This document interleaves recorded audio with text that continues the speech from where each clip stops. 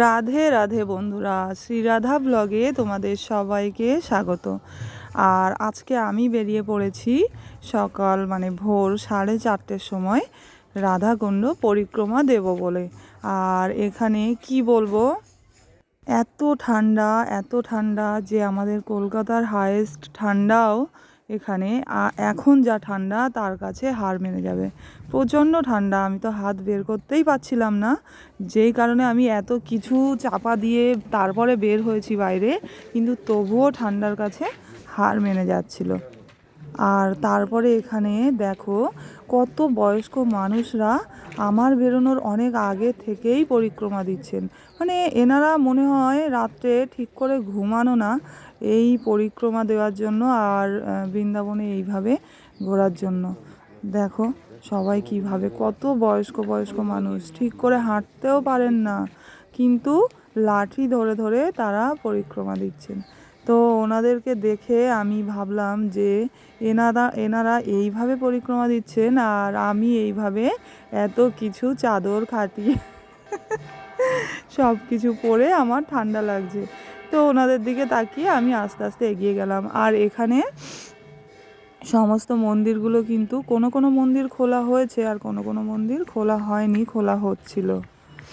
রাত না দিন এখানে অনেক অন্ধকার বাইরে, এখানে একদম 6টা 6:30 পর্যন্ত প্রায় অন্ধকার অন্ধকার থাকে।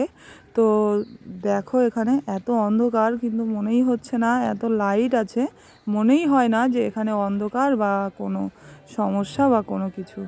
আর এটা সেই মন্দির, পাশেই রাধাকুণ্ড, এখানে মহাপ্রভু বিশ্রাম নিয়েছিলেন যখন উনি বৃন্দাবনে এসেছিলেন। এটা সেই মন্দির, এটা আমি পরে একটা ভিডিওতে তোমাদেরকে ভালো করে এই জায়গাটার মাহাত্ম্যটা দিয়ে বলে দেব। আর এইভাবে এই যে দেখুন ইনি কত বয়স্ক, ইনিও পরিক্রমা দিচ্ছেন খালি পায়ে। এনারা সব খালি পায়ে, বেশিরভাগই খালি পায়ে, আবার কেউ কেউ হালকা যে কাপড়ের জুতোগুলো হয় সেগুলো পরেও দিচ্ছিলেন। তো আমি তো একদমই পাচ্ছিলাম না, আমিও একটা পাতলা একটা জুতো পরেই দিয়েছি, কেননা আমার একটুখানি সময় 2-4 দিন পর থেকে আমিও একদম খালি পায়েই দেব। তো এইভাবেই আমরা কিন্তু পরিক্রমাটা দিচ্ছিলাম।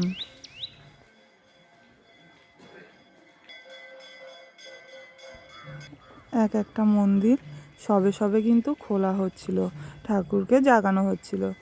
আর তারপরে আরও যাচ্ছিলাম, রাধাকুণ্ডটাই এখানে আজকে আমরা পরিক্রমা দিয়েছি 3বার দেব। একবার ভোরে দিলাম, একবার দুপুরে, আর একবার সন্ধ্যার সময়, এই 3বার দেব। আর এইখান থেকে এটা কিন্তু রাধাকুণ্ডে নামার একটা সিঁড়ি। তো এখান থেকে অনেক দিক থেকেই নামা যায়, রাধাকুণ্ডের প্রায় চতুর্দিক থেকেই নামা যায়। তো এটা একটা সিঁড়ি, এই কোণাটা ঘুরলে ওখান থেকেও নামা যায়, আরও একটা সিঁড়ি আছে। তা আমি দেখাচ্ছি, তোমরা দেখতে থাকো ভিডিওগুলো, আমি দেখাচ্ছি পরপর। এখান থেকে আরও কিছুটা এই কোণটা ঘুরেই এখান থেকেও আছে একটা সিঁড়ি। কেউ কেউ এখানে দাঁড়িয়ে আরতিও করছেন রাধাকুণ্ডকে। রাধাকুণ্ড মানেই রাধারানী স্বয়ং, এখানের ব্রজবাসীরা তো এটাই মানেন। আর ব্রজবাসীরা কেন, আমরা সবাই এটাই মানি যে রাধাকুণ্ড মানেই রাধারানী, স্বয়ং রাধারানীই রাধাকুণ্ড। আর এখান থেকে দেখুন রাধাকুণ্ডটা কি সুন্দর লাগছে রাত্রেবেলা, ভোরের বেলাতে কত সুন্দর লাগছে রাধাকুণ্ডটাকে দেখতে। আর রাধারানী তো এতটাই সুন্দর, তো রাধাকুণ্ড কেন সুন্দর লাগবে না, সেই কারণেই এতটা সুন্দর।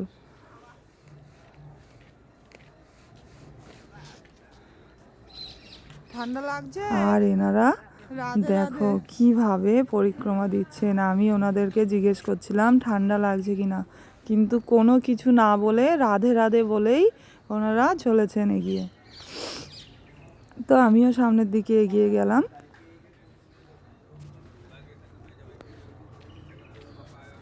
এখানে একটা চায়ের দোকান খুলেছে,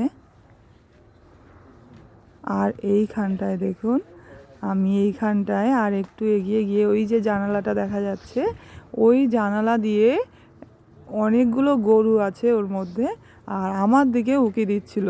তো আমি তো অবাক হয়ে গেছি। তারপরে একটু ভালো করে জানালার কাছে গিয়ে আমি দেখলাম ওর মধ্যে অনেকগুলো গরু আছে। আর গরুগুলো কি সুন্দর, গোমাতাদেরকে এখানে রাখা হয়েছে। দেখুন কি সুন্দর গরুগুলোর মুখ, আমাকে দেখে দেখুন মুখ উঁচু করছে। ওদের গায়ে তো হাত দেওয়া যাবে না, যেহেতু ওরা অনেকটা ভিতরে। তো এখানে বাইরে ছিল, তা আমি এর গায়ে একটু হাত বুলিয়ে চলে আসলাম।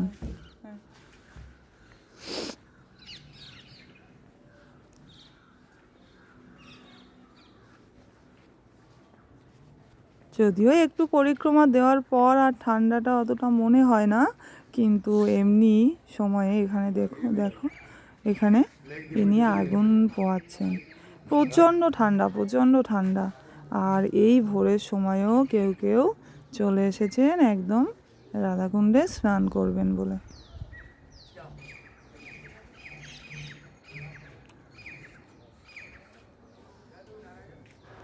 আমিও এখানে একটু হাতটা গরম করে নিচ্ছিলাম, কেননা আমার হাতটা বাইরে ছিল, ক্যামেরাটা ধরেছিলাম, তো আমার হাতটা একদম বরফের মতো ঠান্ডা হয়ে গিয়েছিল। তো সেই কারণে আমি ওখানে একটু গরম করে নিয়ে এখান থেকে আমি একটু জোরে ছুটছিলাম। আর এই বট গাছটা, এই বট গাছটা কত পুরানো, কত দিনের পুরানো, অনেকটা জায়গা জুড়েই গাছটা আছে একদম পুরো। আর এখানে দেখো রাধাকুণ্ডের মধ্যে নৌকাও রাখা হয়েছে, কেননা কোনো কোনো যে যোগগুলো আসে, যোগে প্রচণ্ড ভিড় হয়, আর তখন এই নৌকা নিয়ে কিন্তু মাঝখান থেকে ওনারা পাহারা দেন।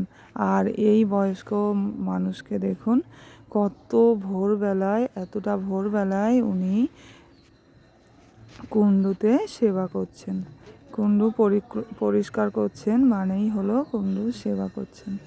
আর এনাদের ভয়ে আমি তো এখান থেকে জোরে একটা ছুট দিয়েছিলাম, এই যে দেয়ালের উপর দিয়ে যাচ্ছিল, কেননা এখন ঠান্ডা ছিল আর অনেকটা অন্ধকার ছিল, তো সেই কারণে ওনাদের উৎপাত একটু কম ছিল। একটু পরে সকাল হলেই ব্যাস শুরু হয়ে যাবে। ওনাদের জ্বালায় তো ফোন হাতে করে নেওয়াটাও মানে ভয়ের, কখন না ছো মেরে নিয়ে যায়। আর এনাকে দেখো একদম হাঁটতে পারছেন না, লাঠি নিয়ে পরিক্রমা দিচ্ছেন।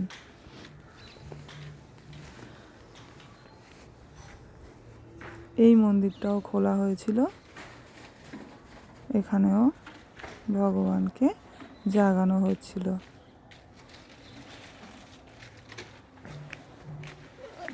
কিভাবে প্রণাম করছেন।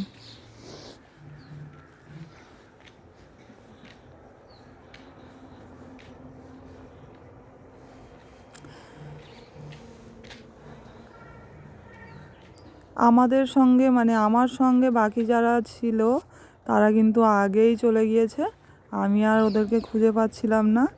আর এখান থেকে এতগুলো রাস্তা এদিক ওদিক গিয়েছে যে আমি বুঝতে পারছিলাম না ঠিক করে। তারপরে ভাবলাম যে না, আমি সোজাই যাব। আর এটা ছিল ললিতা কুণ্ডু। তো ললিতা সখীর যে কুণ্ডু সেটাই হলো এটা, ললিতা কুণ্ডু। আর এখানে অনেক বড় বড় কচ্ছপ আছে, যেগুলো আমি এখন মানে ঠিক করে দেখাতে পারলাম না, আমি পরে একটা ভিডিওতে দিয়ে দেব। অনেক বড় বড়, ওরা কিন্তু একদম কাছে চলে আসে কিছু দিলে খাওয়ার জন্য, তো আমি পরে ওই ভিডিওটা দিয়ে দেব। আর এনারা দেখুন এখানে বসে জব করছেন। আর এখানে বিভিন্ন যারা সাধু মহন্তরা এখানে দেহ রেখেছিলেন, তাদের সমাধি বা তাদের মানে স্মৃতির উদ্দেশ্যে এখানে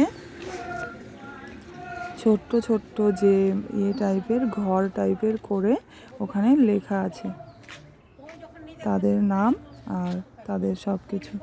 এই যে ছোট ছোট ঘরগুলো ওখানে, এটা হলো ললিতা কুণ্ডু, ললিতা সখীর মন্দির। এই জায়গাটা একটুখানি অন্ধকার সামান্য, আর তারপরে আবার আলো, পুরো দিনের মতোই। সামনেটা এটা ছিল রাধা গোবিন্দ মন্দির না গোবিন্দ মন্দির, কোনো বাংলা এখানে লেখা নেই, সব কিছু হিন্দিতে। তো আমি যতটা পারি উদ্ধার করি, কেননা আমাদের তো সব কিছু বেঙ্গলি আর ইংলিশ, কিন্তু এখন তো হিন্দিটাও পড়তে হবে, জানতে হবে, শিখতে হবে। তো সেই কারণে আমি চেষ্টা করছি। হ্যাঁ, পারি, বেশিরভাগটা পারি, কিছু কিছু একটু অসুবিধা হয়, তো সেটাও করে নেবো। যেমন এখানে লেখা ছিল রাধে রাধে, এটা তো পড়েই নিয়েছিলাম। এরপর চলে এসেছিলাম বাড়িতে। তো বন্ধুরা, ভিডিওটা কেমন লাগলো আমাকে অবশ্যই জানিও। আর ভিডিওটা ভালো লাগলে আমাকে একটা কমেন্ট করে দিও, লাইক করে দিও, আর সাবস্ক্রাইব করে দিও। পাশে থেকো, সবাই খুব ভালো থেকো। রাধে রাধে।